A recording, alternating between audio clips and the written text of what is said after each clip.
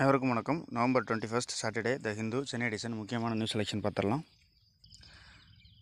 அடுத்து Bhutan says no Chinese village on its territory அப்படின்னு சொல்லி இருக்கிறதுல எதனால் இந்த மாதிரி பூட்டான் இந்த நிலைமைக்கு தள்ளப்பட்டிருக்காங்கன்றதை பார்த்துக்கணும். இந்தியா பூட்டான் ரிலேஷன்ஸ் வந்து எந்த அளவுக்கு இருக்குது அப்படின்றதையும் நோட் பண்ணிக்கணும். இதில் வந்து என்னென்னா, பூட்டான் அப்படின்றது நம்மளோட ஒரு லேண்ட்லாக்டு கண்ட்ரி, நம்மளோட நெய்பர் அப்படின்றதுனால அவங்களுக்கும் நமக்கும் சில ஒப்பந்தங்கள் இண்டோ பூட்டான் ஃப்ரெண்ட்ஷிப் ட்ரீட்டி அப்படின்றதெல்லாம் இருக்குது. ஸோ அது எப்போ ஆரம்பித்தாங்க, எப்போ சைன் பண்ணாங்க, அதனால் என்னென்ன பெனிஃபிட் இருக்குது ரெண்டு பேர்த்துக்கும் அப்படின்றத நோட் பண்ணிக்கணும். ஸோ பூட்டானோட இன்டர்னல் பொலிட்டிக்கல் டெவலப்மெண்ட்டை நம்ம கீனாக வாட்ச் பண்ணணும். ஏன்னா அவங்க வந்து சைனீஸ் சைடு வந்து போகிறதுக்கும் வாய்ப்பு இருக்குது, நேபாள் மாதிரி. ஸோ அதுக்காக இந்த நியூஸ் வந்து ஜஸ்ட்டு ஃபாலோஅப்காக வந்து வச்சுக்கலாம். ஸோ நிறைய நியூஸ் வந்து நம்ம பூட்டான் சம்மந்தமான நியூஸ் வந்து கண்டினியூஸாக நம்ம ஃபாலோ பண்ணும்போது தான் நமக்கு ஓவரால் பிக்சர் அப்படின்றது நமக்கு கிடைக்கும்.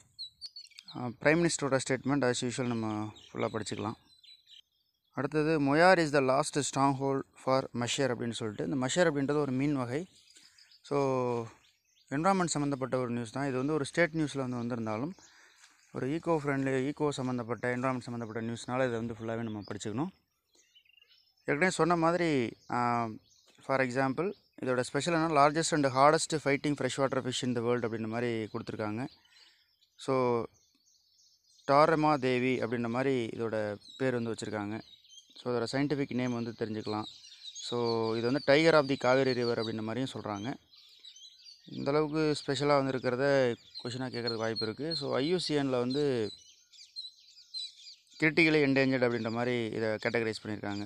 ஸோ இந்த மாதிரி ஈகோ சம்மந்தப்பட்ட என்வரான்மெண்ட் சம்மந்தப்பட்ட ஸ்பீசிஸ் ஏதாவது இருந்துச்சு அப்படின்னா அது வந்து எந்த IUCN கேட்டகரியில் எங்கே இருக்குது, அது என்ன மீனா, மேமலியனா அல்லது வந்து ஒரு பேர்டா அப்படின்றத நோட் பண்ணிக்கிட்டு அது எந்த இடத்துல லொக்கேட் ஆகிருக்கு ரீசெண்டாக, அதோட ஸ்பெஷல் என்ன அப்படின்றத எப்பயும் போல் நோட் பண்ணிக்கணும். அடுத்து, டிஜிட்டல் நேஷன் அப்படின்னு சொல்கிற எடிட்டோரியல், இதை பொறுத்தவரை டிஜிட்டல் கவர்னன்ஸ் வந்து ப்ரொமோட் பண்ணுற மாதிரி இந்த ஆர்டிக்கல் வந்து சொல்லியிருக்காங்க. இதில் நம்ம பேக் எண்டில் நம்ம வந்து என்ன தெரிஞ்சுக்கணும் அப்படின்னா, டிஜிட்டல் கவர்னன்ஸ், கவர்னன்ஸ் அப்படின்னா என்ன, இதை வந்து என்னென்ன ஸ்கீம்ஸ் வந்து கவர்மெண்ட் ஆஃப் இந்தியா இம்ப்ளிமெண்ட் பண்ணியிருக்காங்க, இதனால் வந்து பீப்புளுக்கு என்ன மாதிரியான பெனிஃபிட் வந்து வரப்போகுது அப்படின்றத நோட் பண்ணிக்கிட்டால் போதும். அடுத்தது, RCEPயில் இந்தியா மெம்பர் இல்லையா, ஸோ அதை பற்றின ஒரு ஆர்டிக்கல் தான். ஸோ ஏற்கனவே இந்த RCEP பற்றி நிறைய வந்திருக்கு. ஸோ அதோட பேக்ரவுண்டில் பார்த்திங்க அப்படின்னா, இந்த RCEP அப்படின்றது அமெரிக்காவுக்கு ஒரு கவுண்டராக அமையுமா அப்படின்ற மாதிரிலாம் வந்து சில கேள்விகளை நம்ம மைண்டில் வச்சுருக்கணும் அப்படின்ற மாதிரி நான் ஏற்கனவே ஓல்டு நியூஸ் பேப்பர் வீடியோவில் நான் சொல்லியிருந்தேன். அதை அப்படியே ஃபாலோ பண்ணிக்கங்க. ஸோ ஒரு ஓவராலாக வந்து RCEP அப்படின்றது இந்தியாவுக்கு நல்லதா இல்லையா அப்படின்றது வந்து ஜஸ்ட்டு இப்போதைக்கு இதை வந்து சொல்லியிருக்காங்க. ஜஸ்ட்டு ஃபாலோ பண்ணிக்கலாம். இதை பற்றி இன்னும் ஒரு 5-6 ஆர்டிக்கலும் வந்து வரும் இன்னும் வித்தின் ஒரு 15 டேஸ்க்குள்ளே. ஸோ அதுக்கப்புறம் இதை வந்து நம்ம ஒரு ஹோலிஸ்டிக்காக நம்ம வந்து தெரிஞ்சு வச்சுக்கிட்டால் போதும்.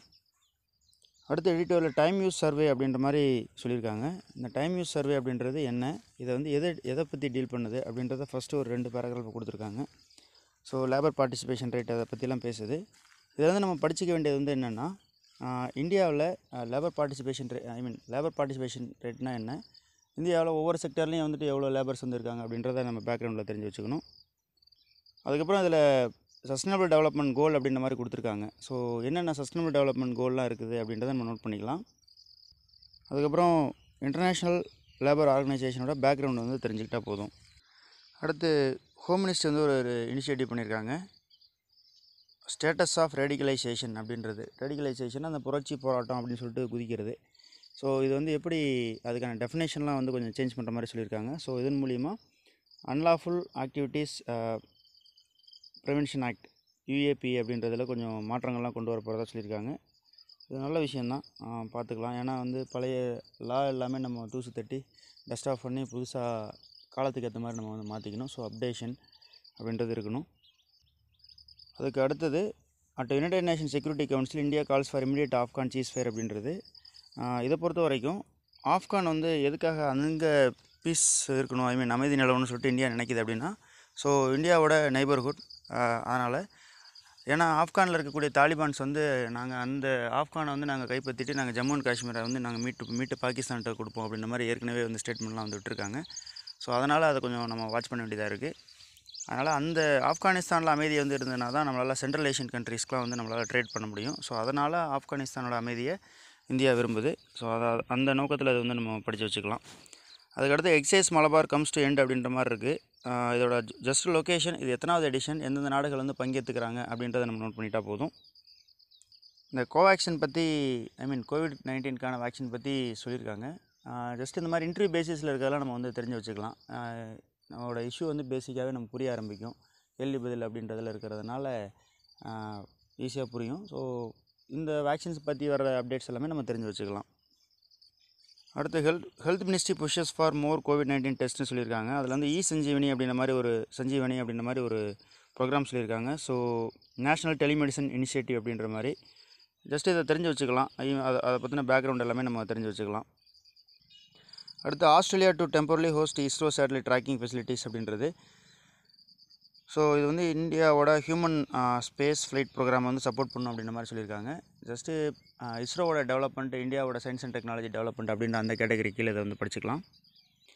அடுத்து வேர்ல்டு நியூஸில் toll rises to 28 in Uganda clashes அப்படின்ற மாதிரி இருக்குது. ஸோ இந்த உகாண்டா அப்படின்றது எங்கே இருக்குது, இதோட நெய்பரிங் கண்ட்ரி என்ன, அதோட கேபிட்டல் கரன்சி என்ன அப்படின்றத நோட் பண்ணிக்கலாம். அடுத்து ஆர்பிஐயோட சம்மந்தமாக ஒரு நியூஸ் கொடுத்துருக்காங்க. அதை ஃபுல்லாக படிச்சிருங்க. Reserve Bank of India. அதில் வந்து ப்ரொமோட்டர்ஸ் பேங்க் அப்படின்ற வார்த்தையெல்லாம் பயன்படுத்தியிருக்காங்க. இதில் பயன்படுத்தியிருக்க புதுசாக இருக்கக்கூடிய டெர்மினாலஜிக்கு ஒவ்வொன்றுக்கும் பேக்ரவுண்ட் டெஃபினேஷன்லாம் தெரிஞ்சு வச்சுக்கிட்டாலே போதும். ஸோ இதோட இன்றைக்கி நியூஸ் செலெக்ஷன் முடியுது. மற்றும் ஒரு நியூஸ் செலெக்ஷன் வீடியோவில் சந்திக்கலாம். அனைவருக்கும் நன்றி.